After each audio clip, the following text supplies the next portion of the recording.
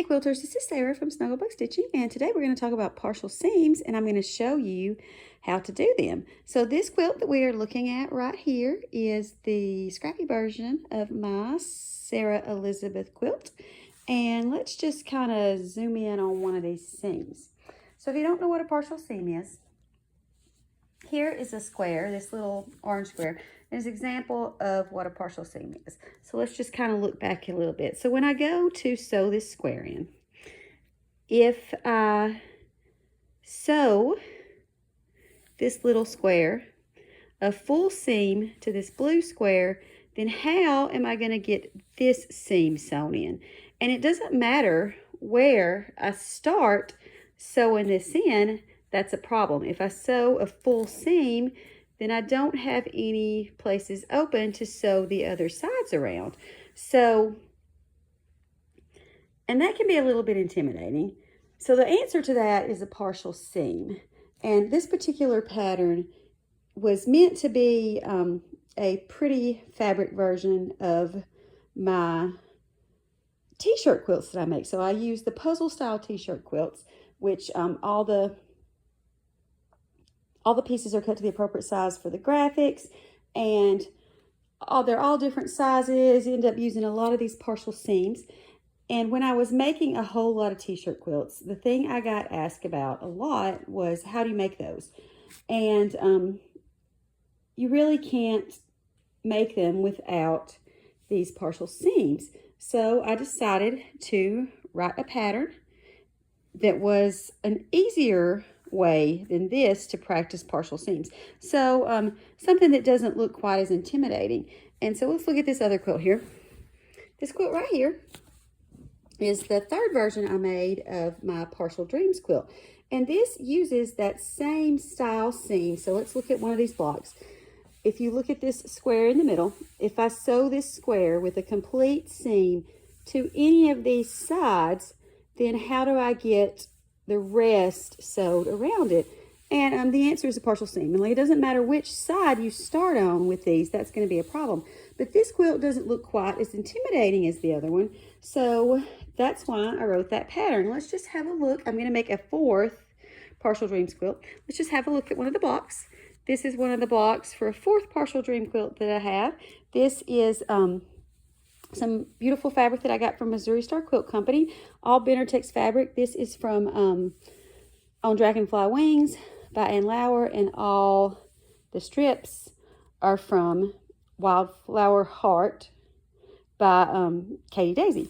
So let's get into the tutorial for how to do this block. And once you do this block and see that the partial seams are not so scary once you know how to do them. They're not intimidating. Once you know how to do them, they're not a problem. Then it's a lot easier to do like a t-shirt quilt, a puzzle style t-shirt quilt, or this quilt, this Sarah Elizabeth pattern with all these little partial seams in it. So let's get into the tutorial. So once all your pieces are cut, you're going to start laying out your block, and we've got the square in the middle and strips, 4 strips all the way around the block. So if you're looking at it laid out like this, it looks like you might need to make 4 partial seams, because there's going to be 4 spots where that block looks like there would be a partial seam, but you're actually only going to have to make 1. So we're going to do the first piece and attach that with a partial seam, and then that makes it this side the right length for this to go to it, and that'll make this side the right length for this piece, and this side the right length for this piece. So the first thing we're going to do is you're going to start on whatever side you want to, and you're going to place that piece right sides together with a square, just like you always do when you're quilting, and you're going to line the edge of your strip up with this one corner of your square. So we're going to start sewing here, and we're going to sew a partial seam. So we're not going to complete it. We're going to start sewing here, and we're going to sew to about the halfway point in this square. And I have seen some tutorials with this where they tell you to try to sew to a 1/4 inch seam allowance on this piece. And if that's something that you've been doing and it's working for you, then go for it. But if you don't sew all the way, give yourself a little bit more wiggle room, a little bit more room there to get this piece out of your way. When you get to the third block and third piece and cut this piece in, it's just going to be a lot easier for you. So, you know, sew from start point to about midway point in this square. And it doesn't have to be perfect. You can sew closer to the one side. You just want to make sure that you have enough room that you can fold this up out of your way once you sew it. So I'm going to sew that piece on, and then I'll show you what to do next. So I've got this top strip sewn on, and you can see here I didn't finish the seam all the way. And like I said, it does not have to be the perfect halfway point. You just want enough room that you can move this seam up and get it out of your way. So now that we've sewn this top piece on, this piece to the left is going to be the right length to go from here to here without having to do a partial seam. So we're going to sew that piece on. Now that this piece is on, this part from here to here is now the right size to sew the bottom strip on. And notice that I have still not completed this first seam. And when you make those puzzle style t-shirt quilts, that happens a lot, to where you have to leave a seam incomplete for several steps before you can finish it. So just know that that's kind of part of the nature of this quilt. So now we'll sew this block, this piece, this strip right here to the block. And now from here to here is the right length to sew our last piece on. So now that this last piece is on, the only thing left to do with this block is to finish this partial seam. So what you'll do is you'll just fold that back over, having that the rest of that strip right sides together with the rest of the block.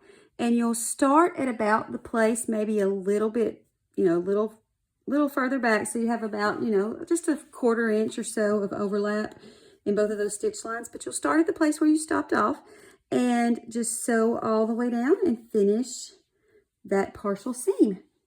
All right, so now it is all finished. So here's what our block looks like. And I'm just going to go ahead and address pressing, since that's one of the things I get a lot of questions about. I'm personally not a stickler for pressing, as far as I know it's important, but I'm not going to say that you have to press it the way I do. One way is better than the other. The best way to press something is the way that works best for you. But I'm going to tell you, just go ahead and address that and tell you how I press this one. So what I did with this one is, as I was sewing the blocks around, I just finger press that seam away from the center. So sew a piece, finger press away from the center. Flip around, finger press away from the center. So you finger press as you go, and then go to your iron and press it nice and flat just to get those seams. We're pressing away from the center. So if we look at the back side of my block, you can see that all the seams are going in the same direction, pressed away from the center. And for me, this is much easier to do with this block than if I were to try to press seams open, especially with that partial seam. Pressing a seam open with a partial seam, just a little trickier to do, but you know, do what you want. It's your quilt. Press whatever way works best for you. So in the description for the video, I have links to both of those patterns, the Sarah Elizabeth pattern in my pattern shop. The Partial Dreams pattern is free. So you just sign up for it and it'll go right to your email. Just an FYI, if you don't get it right away, I've found that if you do not get an email with the pattern in it right away, I found that the 2 most common reasons for that are either a typo when you entered your information, or if you have already signed up for that and forgot, then the email server would have already sent you the pattern and it doesn't resend it. So if you sign up for the pattern and you don't get it, just email me at snugglebugstitching@gmail.com and let me know so that I can send it to you. So I hope this helped, and happy quilting.